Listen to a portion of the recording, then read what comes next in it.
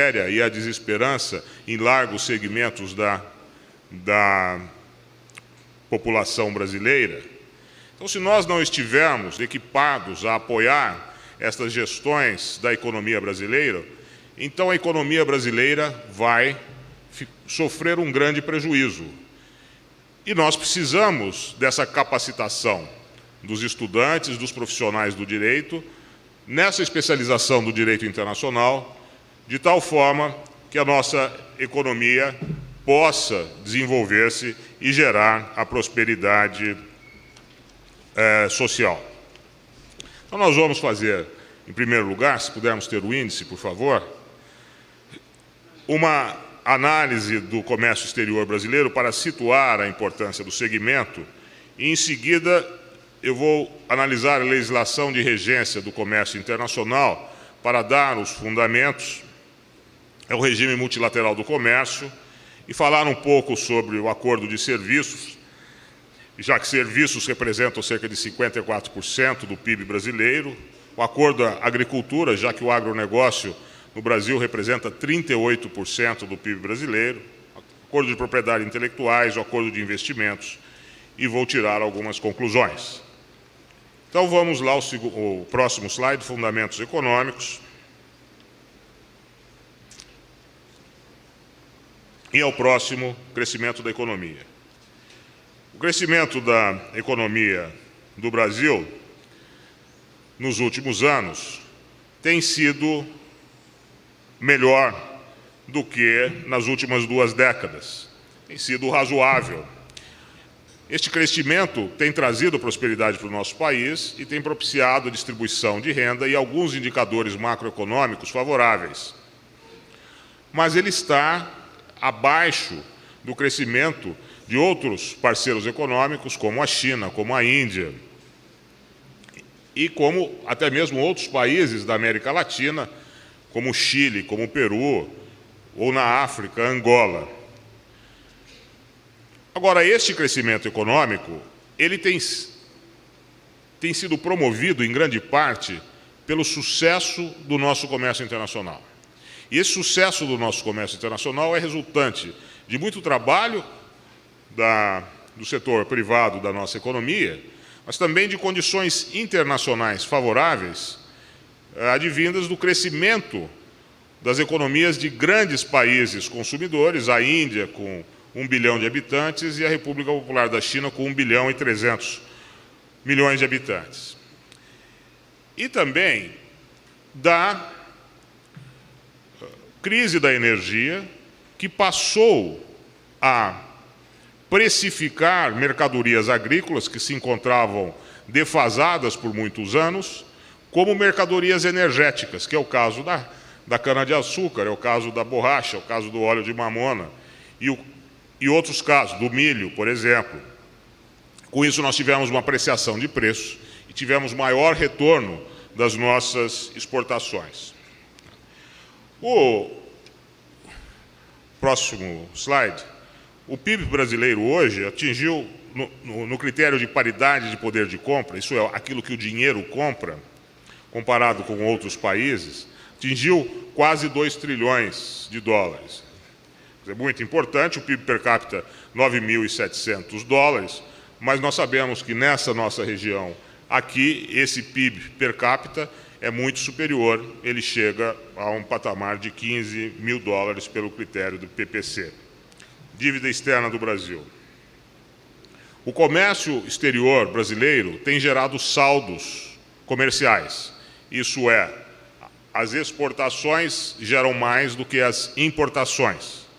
Estes saldos comerciais expressivos fizeram com que o Brasil acumulasse divisas externas suficientes para pagar a sua dívida externa. Então, vocês se lembram da nossa vulnerabilidade macroeconômica, da falta de credibilidade internacional, quando a dívida externa era muito alta, e também da dependência de organismos internacionais e de outros credores externos que frequentemente procuravam extrair vantagens iníquas do Brasil em troca dos financiamentos. Bom, isso não ocorre mais, nós temos, acabou a nossa vulnerabilidade, o país passou a ser um credor internacional. E vejam só como essa evolução ocorreu nos últimos 3, 4 anos. Qual é o próximo slide? Da mesma forma, nós temos a evolução das reservas internacionais do Brasil. Eu me recordo, na década de 80 e 90, quando as reservas internacionais do Brasil eram de 6, 7 bilhões de dólares apenas, né? Suficiente para alguns dias de importação, praticamente nada. A partir de 2003, nós tivemos um grande crescimento em função desses saldos comerciais. E de 2006 a 2008, nós tivemos um crescimento de mais de 100%.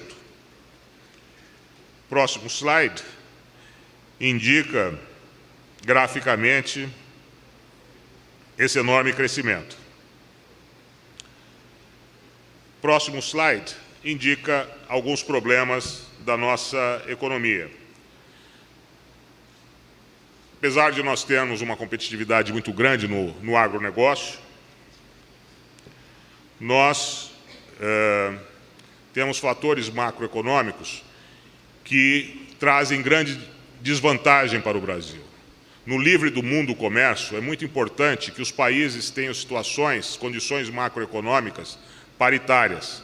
Caso contrário, quem tem desvantagem não vai conseguir vender os seus produtos.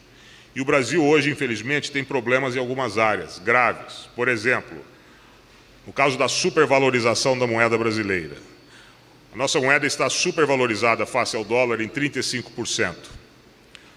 O renminbi, dinheiro do povo, e o yuan chinês, está subvalorizado em 25%. Então, o comércio Brasil-China é distorcido com uma vantagem de 60% apenas na parte cambial em favor da China. Além disso, nós temos a nossa política monetária, uma taxa de juros real de 7%. O mundo hoje pratica juros negativos. Isso, no Brasil, faz com que haja um grande incentivo para as aplicações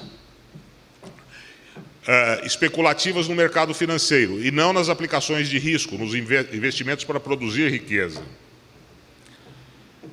Na China, onde o juro é negativo em 2,5%, ao invés de investir e perder dinheiro no mercado financeiro, os empresários investem em fluxo de caixa, em novos negócios, novos empreendimentos, em expansão das fábricas.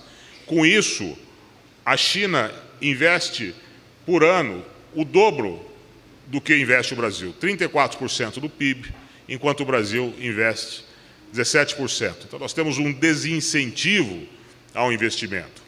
E depois, a política tributária brasileira. Nós temos 70 impostos, uma carga tributária de 40%. A China, por exemplo, tem 12 impostos e uma carga tributária de 20%.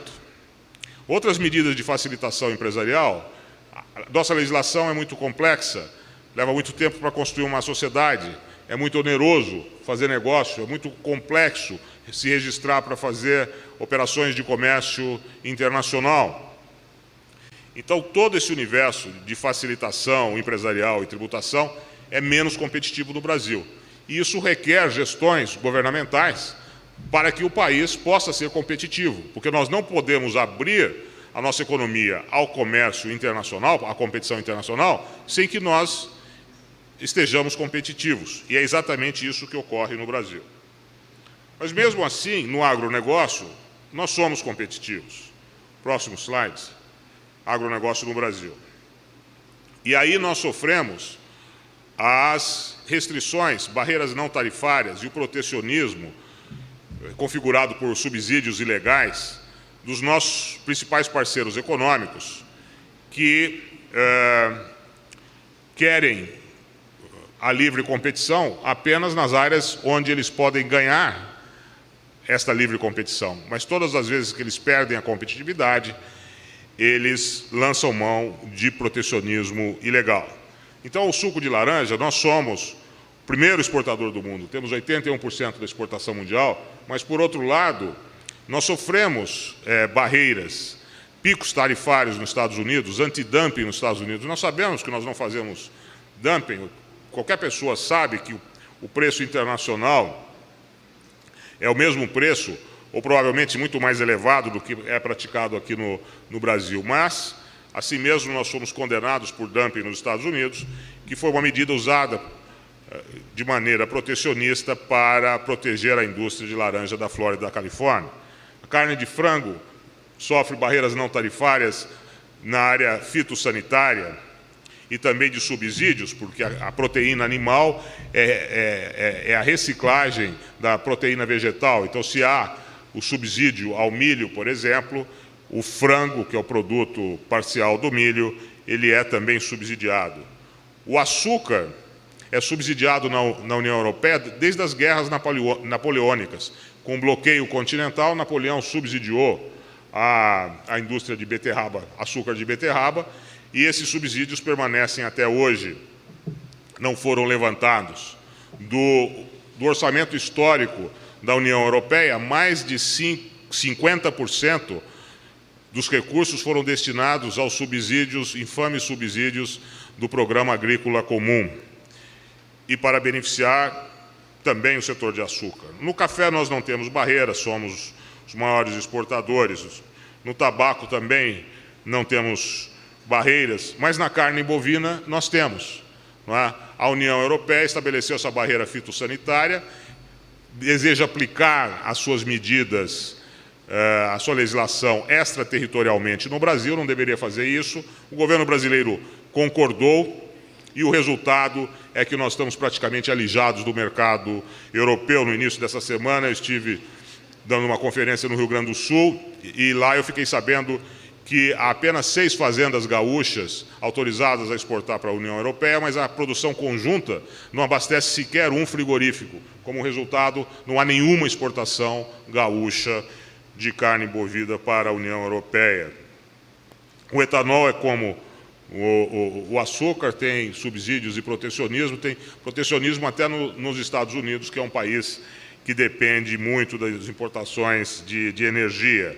Soja, nós somos o segundo maior produtor, mas os Estados Unidos são o primeiro e subsidiam a sua agricultura. Os Estados Unidos deixaram de ser uma economia de mercado na área agrícola. Para cada dólar produzido pelo produtor rural americano, ele recebe mais de $1 em subsídios. Então, toda essa retórica americana de mercado, livre comércio, é para inglês ver, porque, na realidade, quando eles perdem a competitividade, eles procuram alavancar a vantagem de qualquer forma, inclusive deixando de ser uma economia de mercado.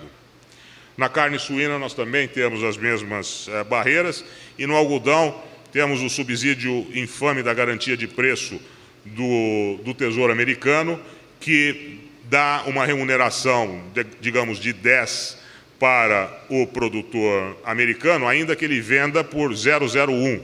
Então, como ele vai receber o mesmo preço em qualquer hipótese, ele procura vender pelo preço mais baixo possível, porque assim ele elimina a competição.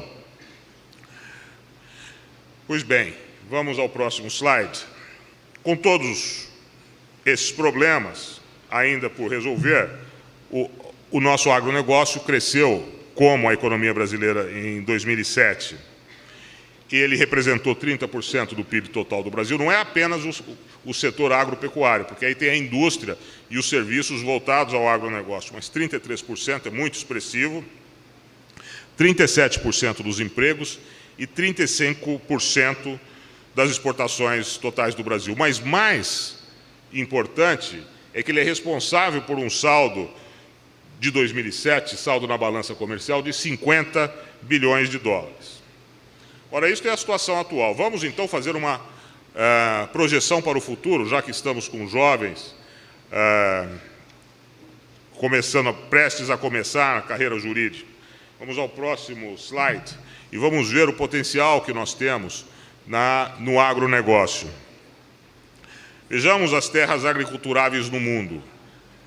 Nós, no Brasil, temos mais terras agriculturáveis do que todos os principais parceiros comerciais em conjunto. E isso exclui as nossas florestas.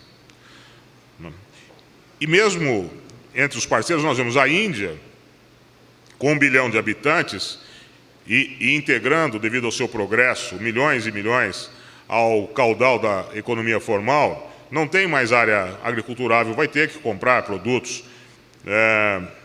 do agronegócio no exterior. A China também tem 1 bilhão e 300, tem mais ou menos 400 mil pessoas entre classes A, B e C, e integra largos contingentes à economia formal e vai precisar abastecer, e a reserva que ela tem consiste de desertos e montanhas. A China tem praticamente o mesmo território do Brasil, ela tem 9 milhões e 500 mil quilômetros quadrados, o Brasil tem 8 milhões e 500 mil, mas 60% do território chinês é composto de montanhas e desertos. E essas reservas são essas montanhas lá no Tibete e são o deserto de Gobi, que é o deserto mais árido do mundo. Então é praticamente inviável. Aproveitamento no Canadá e na Federação Russa são as áreas geladas, Estados Unidos, os desertos do sul, as montanhas do leste e oeste. Então nós temos um potencial muito grande de exploração nessa área, o que vai permitir, dentro de condições equilibradas, um desenvolvimento continuado desse setor do agronegócio, voltado para o mercado internacional, porque aqui nós somos 200 milhões apenas. Então, onde nós vamos conseguir a escala? Nós vamos conseguir a escala vendendo para o chinês, para o indiano, para os africanos, para os japoneses, enfim, para o mundo afora. E aí, ao invés de estarmos a prover apenas para 200 milhões de pessoas, nós vamos estar a prover para 3 bilhões, 4 bilhões de pessoas, vamos adquirir uma escala internacional extraordinária. E toda essa escala de negócios, essa escala econômica, vai precisar do apoio de serviços nas mais diversas áreas. Tá? E o que precisa para trabalhar nessas áreas? Além da capacitação acadêmica nos fundamentos do direito, específica na área do direito internacional, é necessário o conhecimento de línguas estrangeiras, porque nas relações internacionais usa-se as línguas para os negócios e também para o relacionamento social, que é muito importante. Então, é aconselhável o investimento para as pessoas que têm essa vocação internacional, o investimento no aprendizado de línguas. Próximo slide mostra os nossos principais parceiros econômicos e também indica áreas de potencial crescimento. O primeiro é a União Europeia, que é grande protecionista, mas assim mesmo é o nosso principal parceiro. O segundo decrescente é os Estados Unidos. Há uma grande diferença. Em função da dificuldade da economia americana e do seu protecionismo, não deve crescer muito. Mas a China é ainda pouco, está crescendo muito, 23%, mas ainda é insignificante.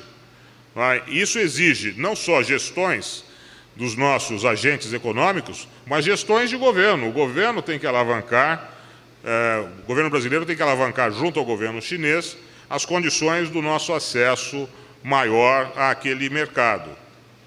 A Rússia tem apenas 150 milhões de habitantes e, no entanto, ela compra do Brasil quase o mesmo que a China.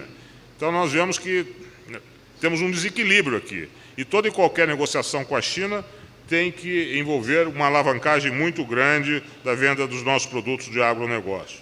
Mesmo a Argentina, que tem uma economia assemelhada à nossa, é um grande comprador. O próximo slide mostra corrente de comércio exterior brasileiro e os seus mercados. Nós vamos ver aqui um dos motivos pelo qual essa crise econômica dos Estados Unidos, que é uma crise paroquial e não uma crise global, tem a ver com a economia americana, que hoje representa 21% apenas da economia global, não vai afetar o Brasil de uma maneira substancial, ainda que haja maiores problemas com a economia americana, porque nós temos uma diversificação tamanha da nossa balança comercial que nós não dependemos substancialmente das trocas com os Estados Unidos. México e Canadá dependem das trocas com os Estados Unidos de 90%. Então, a economia americana pega um resfriado, o México pega uma pneumonia. O Canadá também não é a mesma coisa com o Brasil, e esse mapa indica que cerca de metade dos nossas trocas são terceiros países. Os Estados Unidos representam 20% da nossa balança comercial, mas mais nas nossas importações, que nós compramos mais dos Estados Unidos que nós vendemos. Ora, nas nossas compras nós não temos vulnerabilidade, nós temos vulnerabilidades nas nossas vendas. Próximo slide, origem das importações brasileiras. Vamos ver que Estados Unidos exportam mais. E depois, o próximo slide, tem a corrente de comércio do Brasil por blocos econômicos. Nós vemos que outros continuam em primeiro lugar, são os países latino-americanos da LAD, que são os principais parceiros nossos, e outros países. E aí nós temos União Europeia, antes do NAFTA. Curioso também mencionar que cerca de 64% do comércio exterior do Brasil é feito com outros países em desenvolvimento, não mais com os países desenvolvidos. O saldo comercial do Brasil com o México é maior do que o saldo comercial do Brasil com a Inglaterra, com a França, com Portugal, com a Espanha e com a Itália juntos. Nós estamos nos especializando a prover esses países.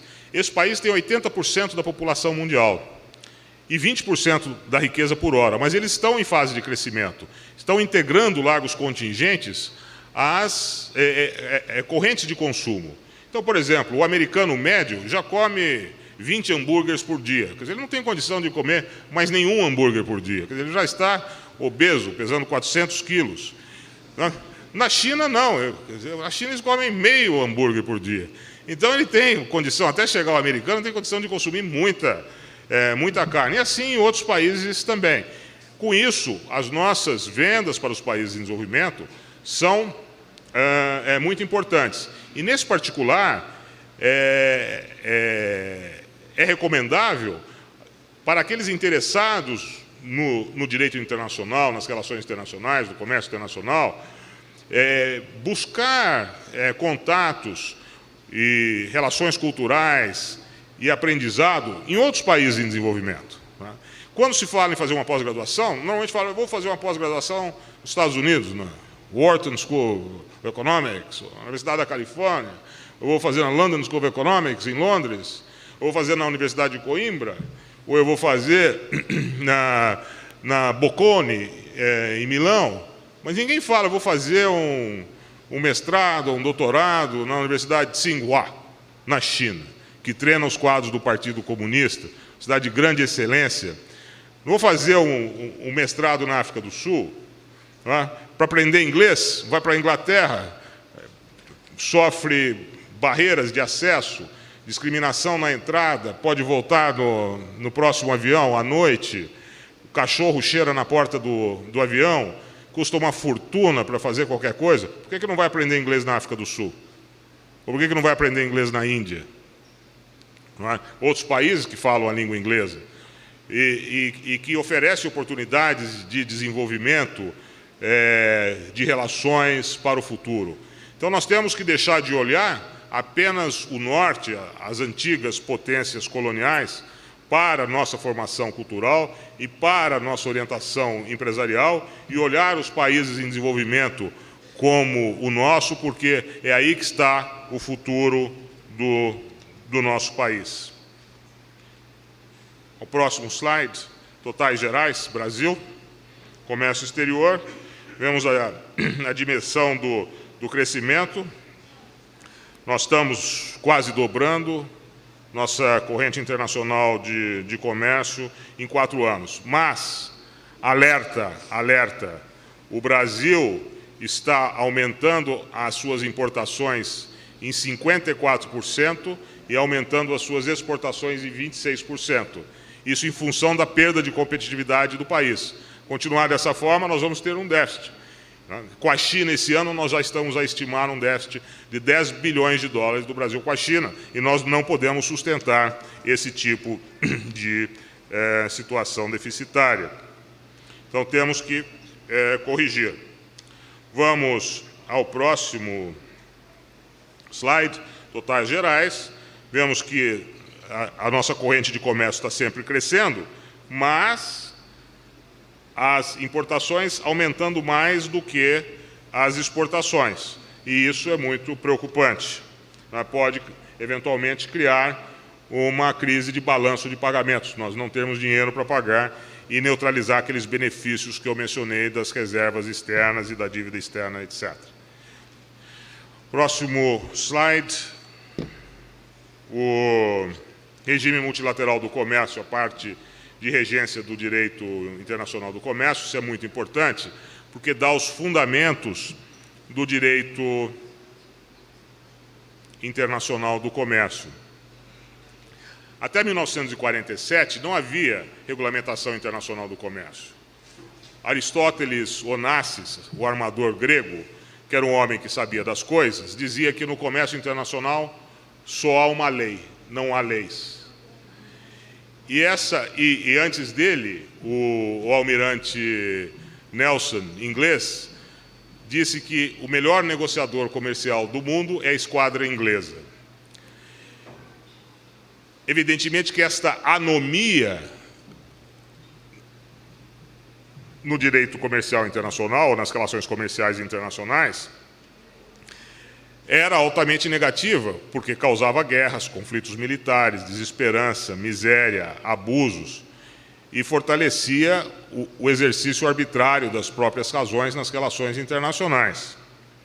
Então, com o término da Segunda Guerra Mundial, dentro do âmbito da construção da nova ordem mundial, que envolveu a criação da Organização das Nações Unidas, do Fundo Monetário Internacional e do Banco Mundial, foi discutido também um tratado internacional.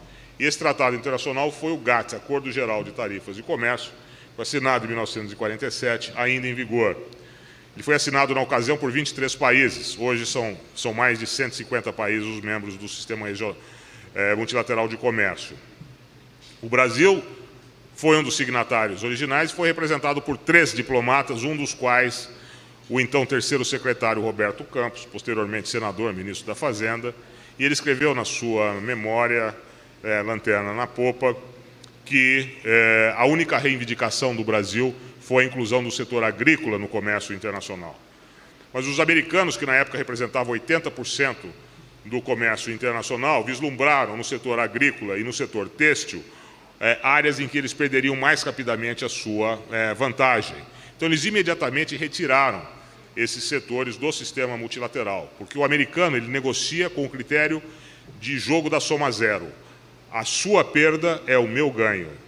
E, ao invés de usar o critério ganha-ganha, win-win, ele usa o critério we win, nós ganhamos. Né? Então, eles retiraram esses 2 setores e nós saímos de Bretton Woods com a nossa única reivindicação desatendida. E esses 2 setores eram os principais setores de interesse dos países em desenvolvimento, em grande parte o são até hoje. Pois bem, os princípios do sistema multilateral de comércio são muito importantes, porque são princípios jurídicos, são fundamentos jurídicos que todas as legislações comerciais do mundo têm que obter. E esses fundamentos são importantes para nós sabermos se a legislação doméstica é consistente ou não com a legislação internacional. Se não for consistente, nós, em princípio, seremos sujeitos a sanções e a consequências no relacionamento. O principal deles, e se de tudo que eu disser hoje aqui algo tiver que ser lembrado, eu recomendo que seja esse conceito, que é o princípio da cláusula da nação mais favorecida. Isso é o princípio da não discriminação. Um país tem que tratar de forma idêntica todos os parceiros comerciais. Então, se o Brasil dá tarifa zero para as exportações de aeronaves dos Estados Unidos, ele tem que dar tarifa zero para as exportações de aeronaves do Canadá, da China, da Argentina, de todos os outros países que operam. Isso é muito importante por quê? Porque durante os anos do imperialismo, do regime colonial, havia o regime das preferências comerciais imperiais. Então, o Império Britânico, por exemplo, dava tarifa zero, tarifa baixa, preferencial para os países componentes do seu império e dava tarifas altíssimas para outros. E, com isso, também estabelecia tarifas altíssimas para ingresso de produtos de terceiros. Isso gerava interesse em aumentar o número de colônias próprias de outros países e gerou diversos conflitos militares, inclusive a Primeira Guerra Mundial e a consequência da Primeira Guerra Mundial, a Segunda Guerra Mundial. O segundo princípio importante, né, é o princípio do tratamento nacional. Isso é, depois de paga a tarifa de importação, o produto estrangeiro deve ser tratado da mesma forma que o produto nacional, para evitar também a discriminação. Terceiro, transparência. As leis do país têm que ser transparentes, publicadas, etc. A única proteção legítima é a proteção através das tarifas. Por isso que, no âmbito da rodada Uruguai, eu tenho escrito e condenado as concessões que o Brasil está prestes a fazer, numa redução dramática das tarifas consolidadas do Brasil, hoje da ordem de 35%. Porque se, com essas dificuldades macroeconômicas que nós temos, se nós abrirmos mão da única proteção que existe, que é a proteção tarifária, não vai sobrar nada. E, curiosamente, um dos fatores que está a nos salvar é o impasse das concessões no setor agrícola e a intransigência do governo argentino, porque o governo argentino se recusa a baixar as tarifas industriais. Procedimentos ligados à importação, segurar a guia de importação, fazer exame prévio, etc. Práticas desleais de comércio diverso, que nós vamos ver, e restrições quantitativas são vetadas. Não é? Então, é ilegal um país determinar que o Japão só pode exportar para o Brasil 100 mil automóveis. Esta vedação é proibida. Próximo slide. As línguas do regime multilateral do comércio são o francês, o inglês e o espanhol, mas, para todos os efeitos, todas as negociações são feitas em inglês. O espanhol e o francês, os documentos são traduzidos nessas línguas, mas ninguém fala o francês numa negociação e ninguém fala o espanhol numa negociação. Próximo slide. Como é atualizado o regime multilateral de comércio? Através de rodadas de negociações. Todas elas iniciadas pelos Estados Unidos, à exceção da rodada Uruguai em 1986. E como são feitas essas negociações? Como o regime é multilateral, os países se reúnem um com o outro. Em Genebra, normalmente, no Palácio do GATT ou da OMC, faz uma reunião e um país pede uma concessão para o outro. Eu gostaria que você abaixasse a tarifa de aviões. Em contrapartida, eu gostaria que você abaixasse a tarifa de suco de laranja. Tá? E aí, o Brasil com os Estados Unidos concordam em abaixar a tarifa de um lado, o Brasil concorda de outro lado. Essas duas concessões vão para uma planilha, que é posta ao lado até o final da rodada. Uma vez acordados todos, essa concessão que o Brasil fez no avião e que o americano fez do suco de laranja, elas são multilateralizadas, isso é, estendidas a todos os países membros do sistema multilateral de comércio. Os americanos sempre mandaram no sistema multilateral de comércio, como tem poder de veto na ONU, no Banco Mundial, no Fundo Monetário Internacional e até certo ponto orientam os destinos dessa organização. Mas a primeira rodada que foi lançada não pelos americanos, e sim pelos japoneses, foi a rodada Uruguai em 86, porque os japoneses estavam cansados das pressões dos americanos, porque sendo proibida a medida quantitativa, a proibição, a quantificação da exportação que o outro país pode fazer, a medida quantitativa, os Estados Unidos impôs ao Japão e a outros países cotas de restrição voluntária. Então, ao invés dos Estados Unidos impor ao Japão, você só exporta para mim 100 mil automóveis por ano, o japonês dizia, eu só vou exportar para você 100 mil automóveis por ano, evidentemente pressionado pelos Estados Unidos. E como isso tinha se tornado uma regra, os japoneses pediram o lançamento da rodada. Pois bem, os negociadores americanos são competentes, muito competentes. E eles tomam o consenso do interesse do setor e põem negociadores comerciais profissionais para fazer as negociações. Esses são agressivos e têm técnicas de negociação.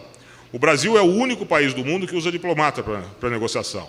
Diplomata não tem treinamento para negociação. Advogado tem treinamento para negociação, feirante tem treinamento para negociação, empresário tem treinamento para negociação, sindicalista tem treinamento para negociação, diplomata tem treinamento para conciliação. E são talentos muito díspares. E os Estados Unidos, com esses negociadores hábeis, resolveram cooptar a rodada. Falaram, não, muito bem, ao invés de recusar a tentativa do japonês, não, muito bem, vamos discutir isso, mas nós gostaríamos de discutir também a inclusão no sistema multilateral do comércio das áreas novas, dos serviços, da propriedade intelectual, das medidas de investimento. Por quê? Porque serviços eram 60% da economia americana em 1986. Estavam fora do sistema. Os americanos tinham a maior parte das patentes. E eles tinham a maior parte dos investimentos estrangeiros mundo afora. Então eles queriam regulamentar isso no âmbito do sistema multilateral de comércio. Imediatamente houve uma reação de alguns países em desenvolvimento, num grupo chamado Grupo dos 11, liderado pela Índia e pelo Brasil, que se opôs a isso. Em primeiro lugar, no Brasil foi o Paulo Nogueira Batista, a pessoa que deu fundamento ideológico a essa resistência. E o primeiro ponto é o seguinte: como trazer as áreas novas, se as áreas tradicionais do comércio, agricultura e têxtil ainda estão excluídas? E essas são as áreas de maior interesse dos países em desenvolvimento. E depois, propriedade intelectual, para quê? Se nós já temos um organismo internacional, a OMP, Organização Mundial da Propriedade Intelectual, que regula muito bem esse assunto. E investimentos não fazem sentido dentro do regime multilateral do comércio, porque já tem um tratado do Fundo Monetário Internacional regulamentando essas coisas. Pois bem, os americanos ficaram furiosos. E foi aí que o Brasil requeriu a moratória por falta de acesso aos mercados financeiros voluntários internacionais. Nós recebemos pressão de todos os tipos, até o ponto em que o Brasil, a Índia e os outros países cessaram a resistência em 1991 e a rodada foi fechada em 1993, de acordo com a formatação dos países desenvolvidos. E, segundo o estudo do Banco Mundial, na data de fechamento da rodada, 66% dos benefícios econômicos couberam aos países desenvolvidos. E apenas 33% aos países em desenvolvimento, que tinham 80% da população mundial. Foi aí que eu escrevi e que ficou sedimentado na consciência internacional que a Organização Mundial do Comércio é um organismo internacional voltado a assegurar a prosperidade seletiva de uns poucos em detrimento de uns muitos. E a Organização Mundial do Comércio perdeu a sua credibilidade. Nós vamos retomar a questão logo mais, só para dizer que também durante a rodada Uruguai, aquilo que era um tratado internacional tem partes, passou a ser um organismo internacional, que é uma entidade com personalidade jurídica internacional, perante os seus membros, estados, e perante terceiros. As funções da OMC são administração de tratados, foro para negociações, tem um sistema de resolução de disputas, que é falho, onde eu sou árbitro, acompanhamento de políticas comerciais, assistência técnica e cooperação com outras organizações internacionais. Vamos ao próximo. A sede é em Genebra, na Suíça. Ela foi inaugurada em 1º de janeiro de 95, tem 151 membros, tem 600 funcionários, 2/3 dos quais da União Europeia, depois mais uns 20% de outros países desenvolvidos, e lá tem uma meia dúzia de funcionários dos países em desenvolvimento, e tem um brasileiro que foi cooptado, outro argentino que foi cooptado, enfim, um outro peruano, mas o grande número dos funcionários vem dos países desenvolvidos. E no sistema de resolução de disputas, eles colocaram pessoas, funcionários dos países de direito anglo-saxônico para induzir um regime de direito anglo-saxônico ao sistema multilateral do comércio, evitando a diversidade necessária num organismo internacional. E o governo brasileiro cooperou com isso, porque até hoje não indicou nenhum dos nossos jovens promissores e talentosos acadêmicos de direito para essa função. Também um outro fundamento básico, que são barreiras não tarifárias, que eu disse, são regulamentos e padrões técnicos voltados não ao fim ostensivo do regulamento, mas sim a impedir o acesso de um produto, criar uma dificuldade. O licenciamento idiosincrático de importação, para esse eu dou, para aquele eu não dou, põe debaixo da lista telefônica, aguarda, enfim. Regras de valoração alfandegária, dá valores fictícios, como pretendeu fazer o governo brasileiro recentemente nesse pacote do IOF, e eu escrevi a respeito da ilegalidade dessa medida, porque eles não consultaram nenhum advogado especialista em direito internacional antes de fazer.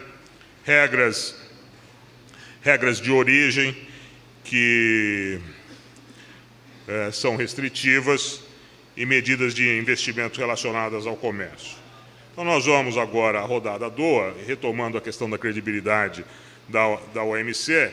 Nós vimos que a OMC perdeu a credibilidade a tal ponto que, durante a reunião ministerial de Seattle, vocês devem ter acompanhado nos jornais, no ano 2000, houve protestos nas ruas e não conseguiram fazer nenhuma reunião, o mundo inteiro se posicionava contra a OMC.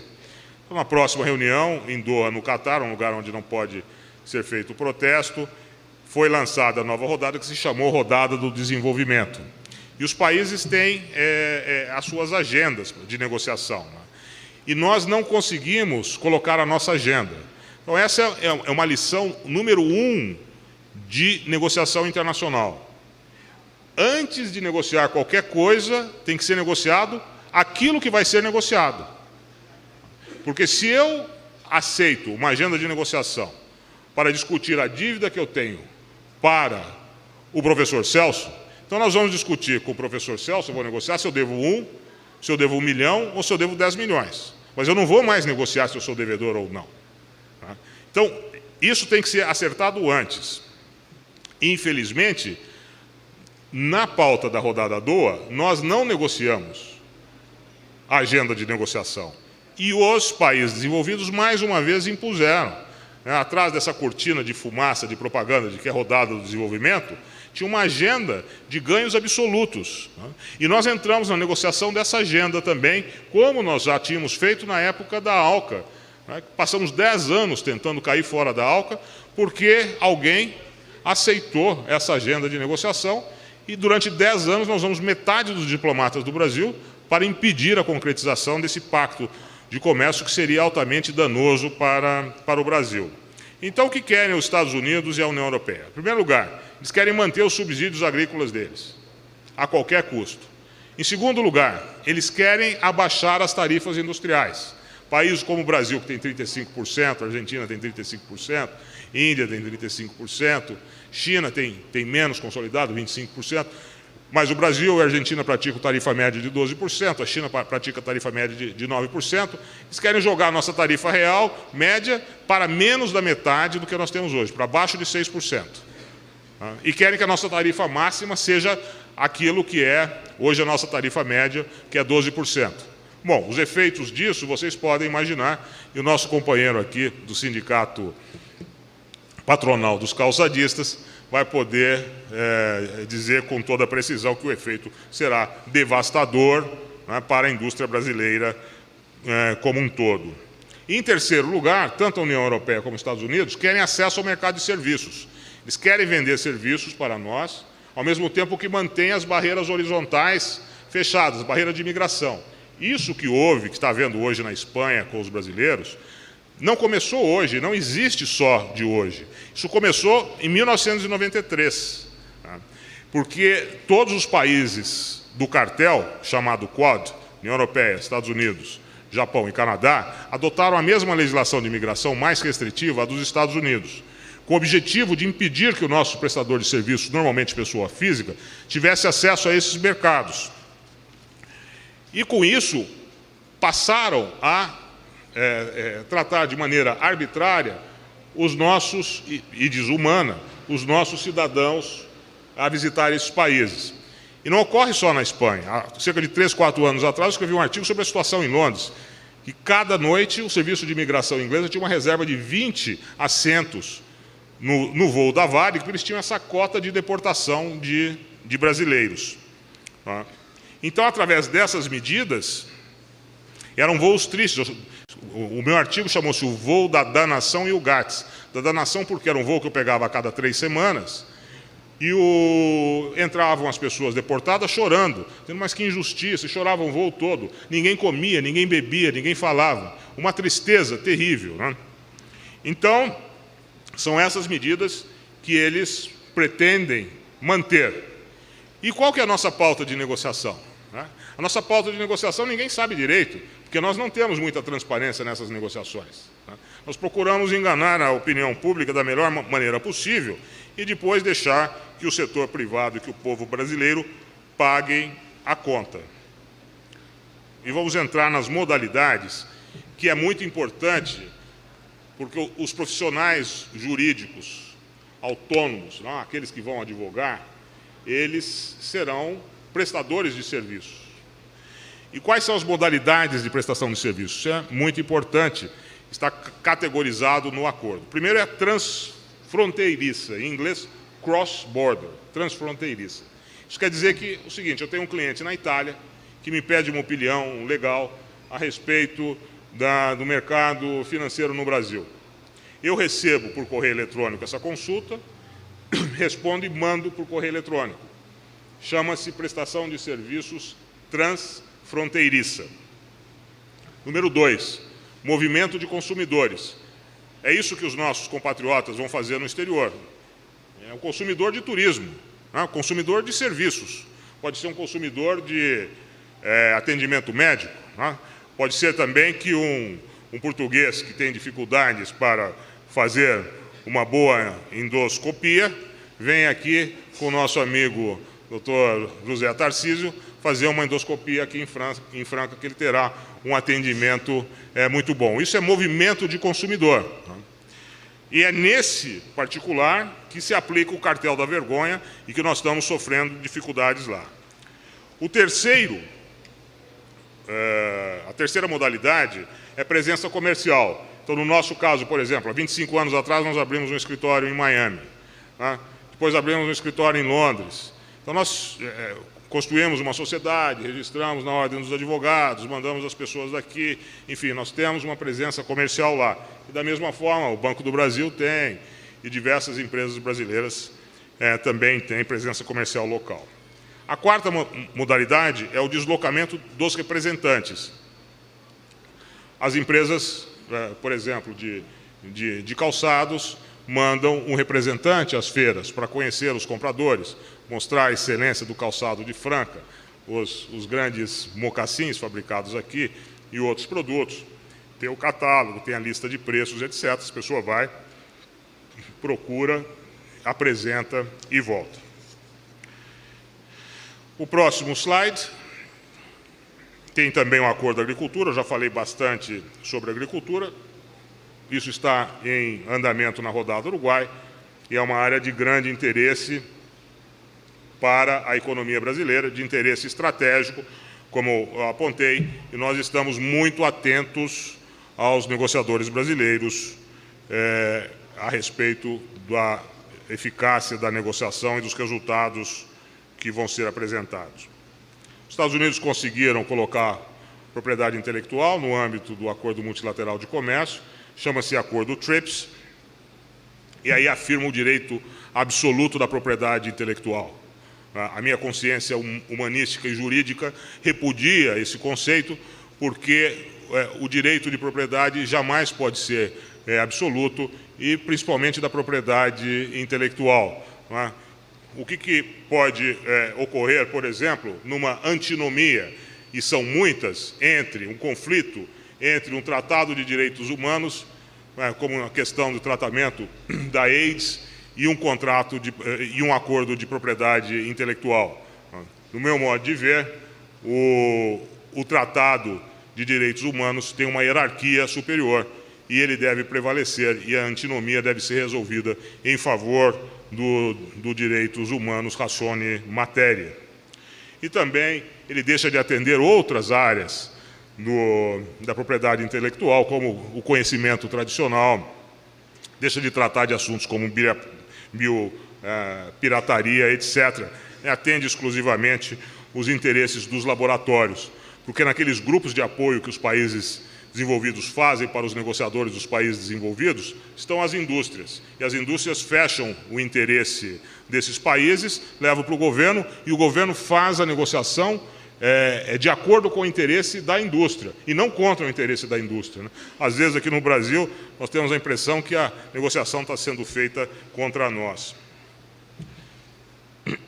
O acordo TRIMS, do investimento, que eles também conseguiram colocar, ele nega as medidas de apoio recomendadas pela própria Organização das Nações Unidas para apoiar a indústria nascente.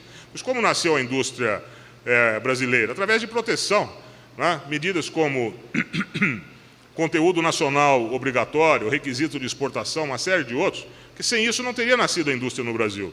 Todos esses requisitos foram considerados ilegais. Agora, todas as medidas de subsídios, de apoio, etc., dos países desenvolvidos, inclusive na área farmacêutica, aeronáutica no Canadá, enfim, outras, foram mantidas. Então, como conclusão, o último slide, é impossível fazer qualquer gestão na área internacional, quer seja como profissional da área jurídica, quer como negociador, sem levar em consideração qual que é o nosso interesse. Então, como advogado, tem que ser levado em consideração o interesse do cliente. O advogado é sempre parcial. Imparcial é o juiz e Deus. Nós somos parciais. Nós defendemos o interesse do nosso cliente, sempre. E o negociador comercial do Brasil também tem que ser parcial. E qual que é a parcialidade do negociador? É com o nosso país. Muito obrigado. A Faculdade de Direito de Franca promove a 36ª Semana Jurídica. Hoje temos a ilustre presença do árbitro Durval de Noronha Goios Júnior. Dr. Noronha, é uma honra poder entrevistá-lo. A equipe Trinolex lhe dá as boas-vindas à cidade de Franca. Muito obrigado, boa noite a todos. Primeiramente, o que o levou o senhor a optar pela carreira jurídica, mais especificamente a carreira internacional? Bom, desde tenra idade, eu tenho o desejo de ser um advogado internacional. Nos Estados Unidos, onde eu fiz a escola secundária, tem um anuário e lá tem uma declaração minha no sentido que eu queria estudar direito internacional. Isso foi na década de 60. Então, eu nunca pensei em ser outra coisa na vida. Como se situa o Brasil frente a esse grande país, que é a China, que cresce de forma tão rápida? Bom, o Brasil também está a crescer, não na mesma velocidade da China, mas o importante é que ambos os países têm economias complementares e, com isso, podem partilhar o desenvolvimento e a prosperidade conjunta através das trocas comerciais. O Brasil e a China possuem alguma característica em comum que promova um relacionamento comercial favorável? Brasil e China têm muitas características em comum e algumas grandes diferenças também. Em primeiro lugar, a China é o maior país em desenvolvimento do hemisfério norte e o Brasil é o maior país em desenvolvimento do hemisfério sul. O Brasil tem 8 milhões e 500 mil quilômetros quadrados, a China tem 9 milhões e 500 mil quilômetros quadrados. Só que a China tem 1 bilhão e 300 milhões de habitantes e o Brasil tem 200 milhões de habitantes. O território chinês, 60% é composto de montanha e deserto. E com isso, as riquezas naturais já foram exploradas em grande parte. E a China tem a necessidade de parcerias importantes internacionais para suprimento de materiais e serviços para o seu povo. E nós, no Brasil, temos condição de suprir muitas dessas necessidades chinesas. O que uma empresa brasileira precisa saber sobre legislação para vender seus produtos e se estabelecer na China? Bom, há uma grande diferença cultural entre Brasil e China, começando pela língua, começando pela própria cultura, e o sistema jurídico, as tradições jurídicas. É impossível fazer isso sem uma assessoria profissional, né? Então é um dos países do mundo em que a empresa necessita de uma assessoria profissional para fazer a sua inserção. Existem riscos iminentes de se investir no mercado chinês? Bom, o mercado chinês apresenta riscos como qualquer outra jurisdição, né? Mas no momento riscos menores, porque a economia do país é muito saudável. É mais saudável do que, por exemplo, a economia americana. E para finalizar, o senhor gostaria de deixar alguma mensagem aos alunos de Direito e também àqueles que estão nos assistindo da TV Trinolex? Gostaria de encorajar a todos a perseguir a senda fascinante do direito internacional, que traz muitas oportunidades para os profissionais do direito hoje e trará maiores ainda no futuro.